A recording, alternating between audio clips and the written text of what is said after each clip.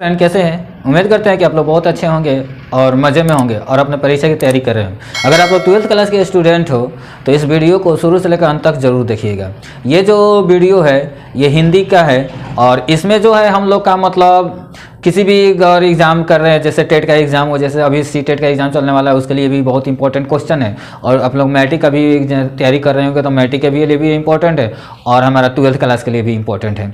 तो चलते हैं, देखते हैं। और ये जो हमारा चैप्टर है हिंदी का समास चैप्टर से, समास यानी बहुत मोस्ट इंपॉर्टेंट चैप्टर है, जहाँ पे अगर टेट का बात किया जाए तो टेट के अगर एग्ज़ाम दे रहे होंगे तो उसमें 5 से 6 क्वेश्चन यहाँ से आता है। और रही बात हमारा इंटर और मैट्रिक है तो इसमें भी 3 से 4 क्वेश्चन जरूर पूछता है।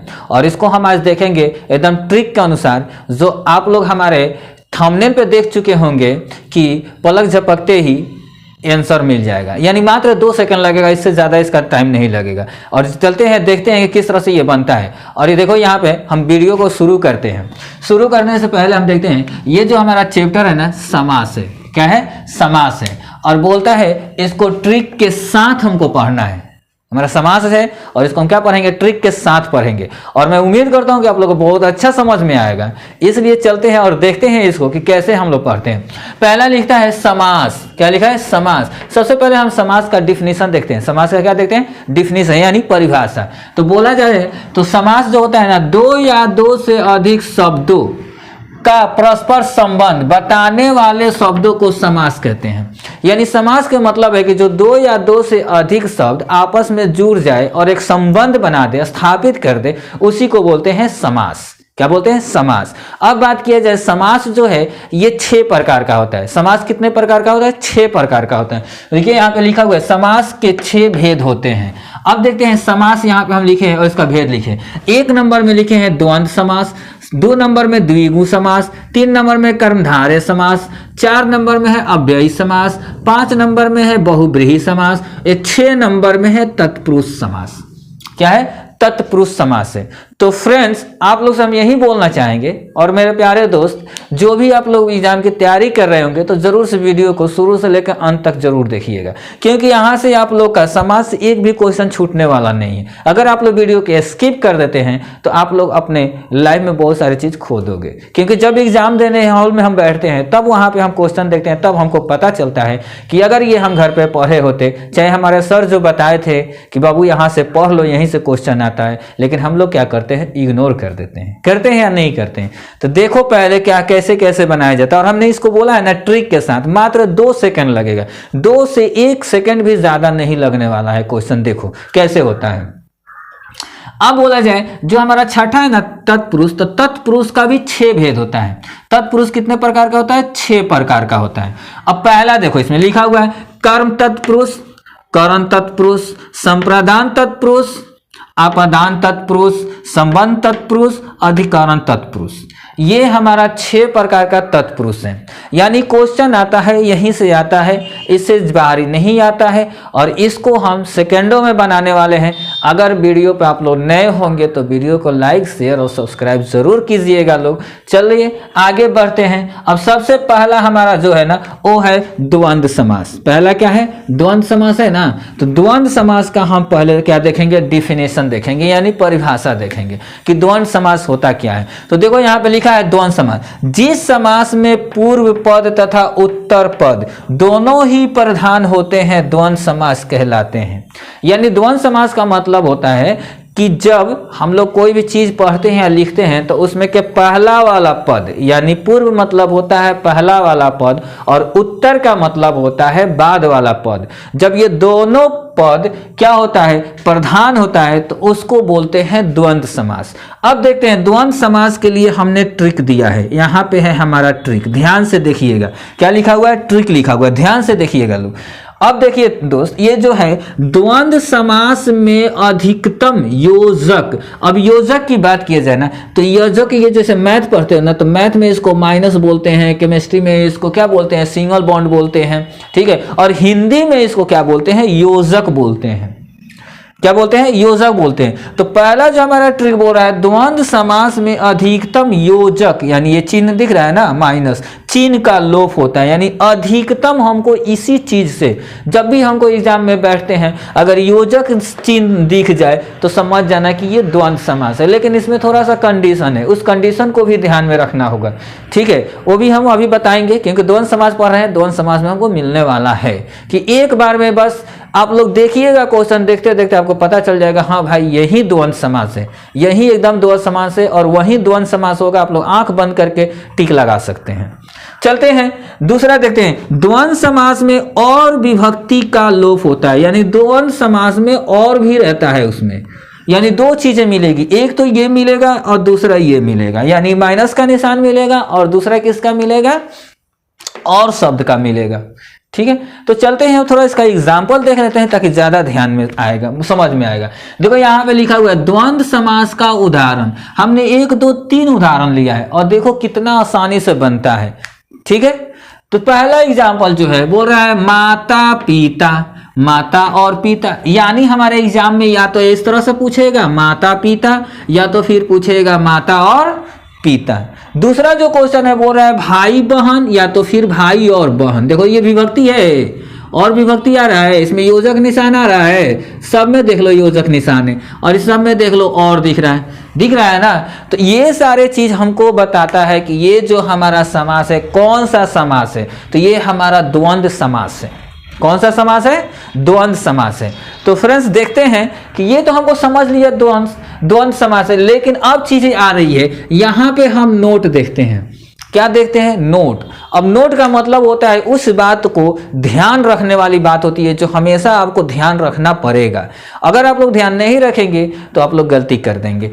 तो चलते हैं देखते हैं, नोट में लिखा है द्वंद्व समास में विलोम शब्द होना चाहिए।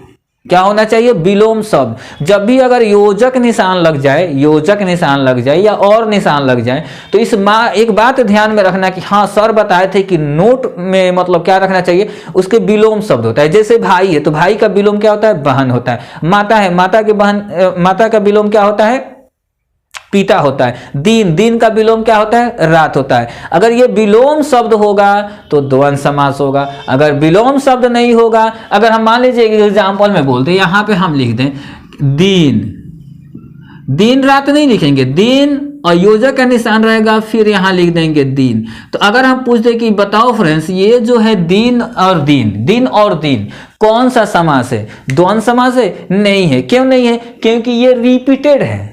क्या है, रिपीटेड है। तो जो रिपीटेड होता है वो द्वंद्व समास नहीं होता है, बस विलोम शब्द होना चाहिए। दिन का विलोम अगर रात रहता तो ये द्वंद्व समास हो जाता, तो पता चलता है कि दिन और रात।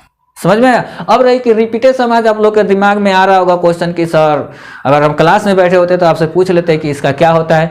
तो बाबू आप लोग टेंशन मत लो, हम वहां पे भी पहुंचने वाले हैं और उसको भी हम क्लियर करेंगे, ठीक है। तो फिलहाल के लिए इतना तो हम लोग समझ गए कि जो विलोम शब्द होगा वही हमारा क्या होगा, जब विलोम शब्द होगा वहीं हमारा क्या होगा, द्वंद्व समास होगा। नेक्स्ट क्वेश्चन चलते हैं। दूसरा जो हमारा क्वेश्चन है वो है द्विगु समास। क्या है? द्विगु समास। अब द्विगु समास में देखो ये क्या बोल रहा है, इसका पहले परिभाषा जान लेते हैं। बोला है जिस समास में संख्यावाचक हो द्विगु समास कहलाता है।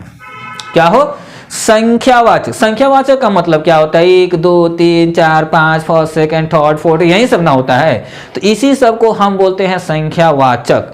अब देखिए इसमें क्या हमारा ट्रिक अपना देखिए, ध्यान दीजिए, वो तो डिफिनेशन था, ट्रिक देखिए ये हमारा एग्जाम निकालता है। क्या निकालता है? ये ट्रिक जो है ना यही हमारा एग्जाम पास कराता है। कैसे कराता है आप लोग देखिए। बोल रहा है संख्या का प्रधानता होता है भाई, कुछ मत करना मेरे दोस्त, ध्यान बस इतना रखना कि किसी भी संख्या में, किसी भी अगर समास में तुम्हें संख्या दिख जाए, यानी संख्या की प्रधानता होती है, संख्या दिख जाए तो समझ जाना कि वो हमारा द्विगु समास है। कैसे? देखिए एग्जाम्पल देखते हैं। यहाँ पे क्या लिखा है? 9 रत्न। देखिए तो यहाँ पे हमने तोड़ कर लिखा है 9 रत्नों का समूह, यानी एक रत्नों का समूह है, लेकिन उसमें संख्या कितनी है भाई? तो इसमें संख्या 9 है। संख्यावाचक मिल गया, मतलब ये हमारा द्विगु है। क्या है? ये हमारा द्विगु समास है। क्या है? द्विगु समास है। समझ में आ रहा है? नेक्स्ट क्वेश्चन है सप्तद्वीप। सप्त का मतलब होता है 7, तो 7 द्वीप यानी 7 द्वीपों का समूह, यानी एक द्वीप का समूह है जिसमें 7 संख्या है। नेक्स्ट बोला है त्रिभुज, और आप लोग मैथ में पढ़ते ही होंगे कि 3 भुजाओं का समूह होना चाहिए, यानी 3 भुजाओं से घिरे हुए बंद रेखाखंड को ही ना बोलते हैं त्रिभुज। खैर उतना हमको ये मालूम नहीं है, बस इतना तो बता सकते हैं कि 3 भुजाओं का समूह होता है, उसको त्रिभुज कहते हैं। तो देखिए 3 हमारा, इसमें मिला हमारा 7 संख्या है, इसमें क्या बोल रहा है 3, यानी जिसमें हमको मिल जाए डिजिट, क्या मिल जाए डिजिट, तो इसको डिजिट मतलब संख्या होता है ना, जिसमें मिल जाए डिजिट यानी संख्या, वो हमारा होता है द्विगु समास।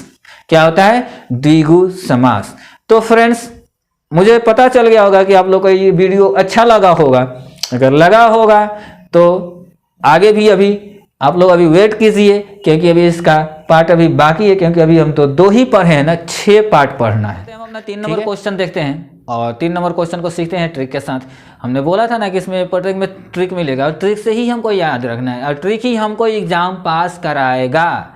इसलिए आप लोग से रिक्वेस्ट करते हैं या फिर मैं कहना चाहूँगा कि आप लोग ज़रूर वीडियो को अंत तक देखिएगा और अपने दोस्तों में भी शेयर ज़रूर कीजिएगा। चलते हैं, पहला बोल रहा है कि तीसरा जो हमारा क्वेश्चन है वो बोल रहा है कर्मधारय समास। कर्मधारय समास, अब कर्मधारय कैसे हम पहचानेंगे कि ये कर्मधारय है? चलो पहले इसका हम परिभाषा देखते हैं, फिर आगे हम देखेंगे। बोल रहा है जिस समास में पूर्व पद विशेषण तथा उत्तर पद विशेष्य हो, कर्मधारय समास कहलाता है। यानी जिस समास में पूर्व पद जो है, जिस समास में पूर्व पद जो है वो विशेषण होना चाहिए, यानी क्वालिटी बतलाना चाहिए, और जो सेकंड पार्ट है मतलब उत्तर पद है वो विशेष्य होना चाहिए, तो उसको ही बोलते हैं हम कर्मधारय समास। इतना अगर याद होता है, डिफिनेशन से तो हमारा सारा चीज़ क्लियर हो जाता है, लेकिन अगर उसे भी याद नहीं हो तो फिर हमें ट्रिक याद रखना है।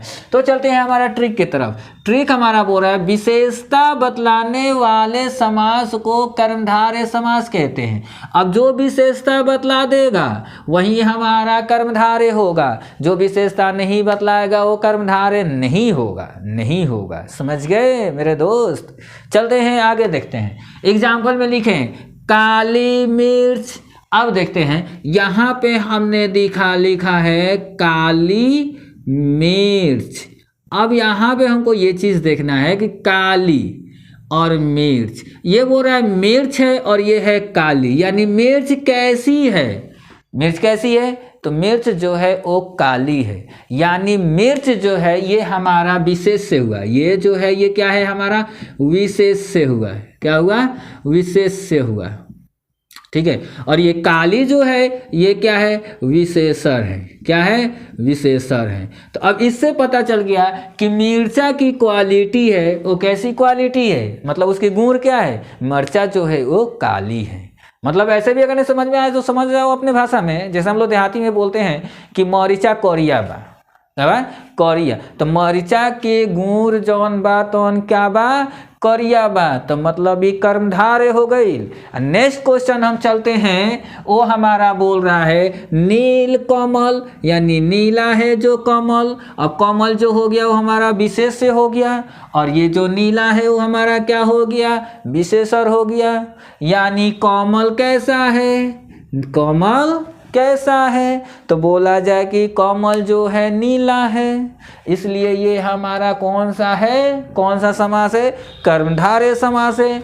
नेक्स्ट जो बोल रहा है चंद्रमुखी, चंद्र के समान मुख वाली, यानी चंद्रमुखी बोलने का मतलब है कि चांद, यानी बोला जाए चांद के मुख वाली, यानी चांद के जैसा जिसका चेहरा हो, यानी मुंह हो, चेहरा नहीं गलती हो, चांद के जैसा जिसका मुख हो उसी को बोलते हैं चंद्रमुखी।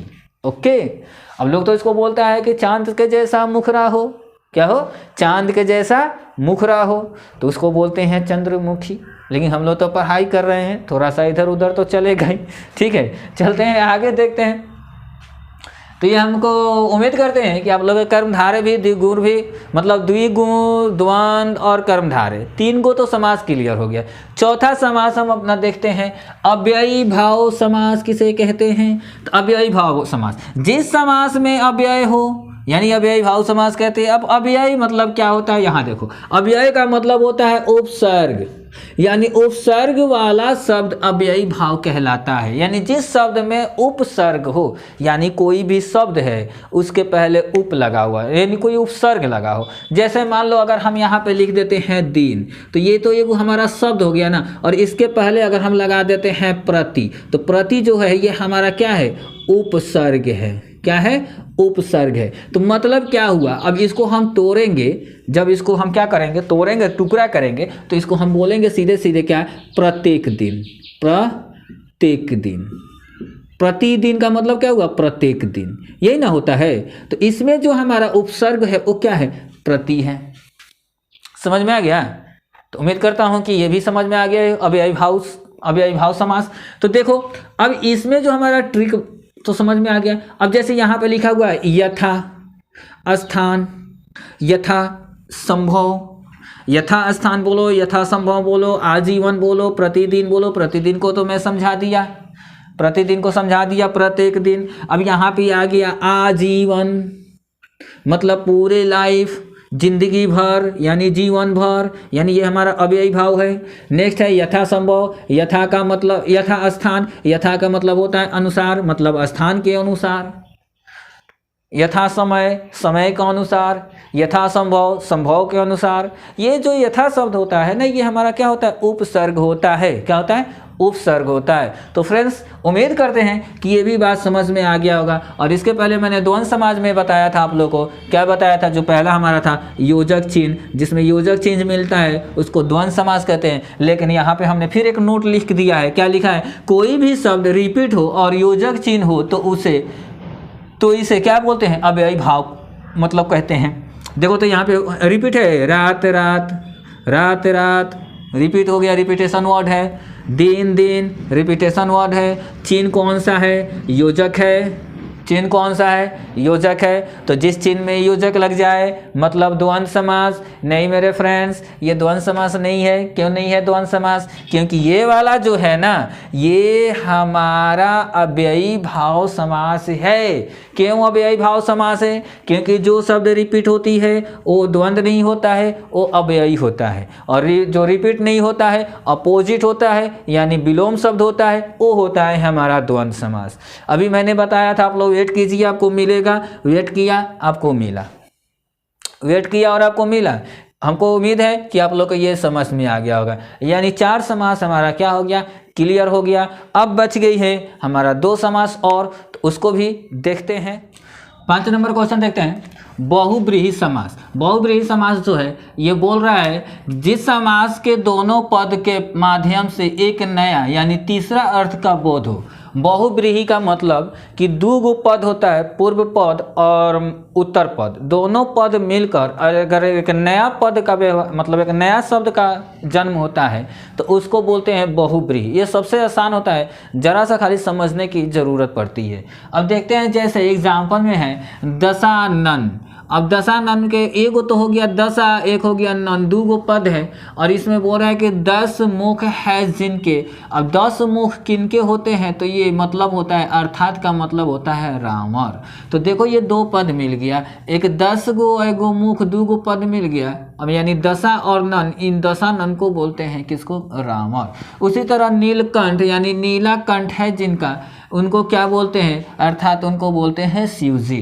नेक्स्ट है गिरिधर, गिरी को धारण करने वाले को क्या बोलते हैं, श्री कृष्ण बोलते हैं। यानी बहुब्रीहि बहुत आसान होता है, जरा सा उसमें माइंड यूज करोगे तो अपने आप बहुब्रीहि समाप्त हो जाएगा। ठीक है, नेक्स्ट चलते हैं हमारा तत्पुरुष समास। तत्पुरुष समास में बोल रहा है जिस समास के पूर्व पद उत्तर पद प्रधान हो, यानी दोनों प्रधान होना चाहिए, उसको तत्पुरुष समास कहते हैं। अब तत्पुरुष समास जो होता है ना, वो 6 प्रकार का होता है। तत्पुरुष समास कितने प्रकार का होता है, 6 प्रकार का होता है। तो पहला जो होता है वो होता है कर्म तत्पुरुष, करण तत्पुरुष, संप्रदान तत्पुरुष, अपदान तत्पुरुष, संबंध तत्पुरुष, अधिकरण तत्पुरुष। क्या होता है, अधिकरण तत्पुरुष।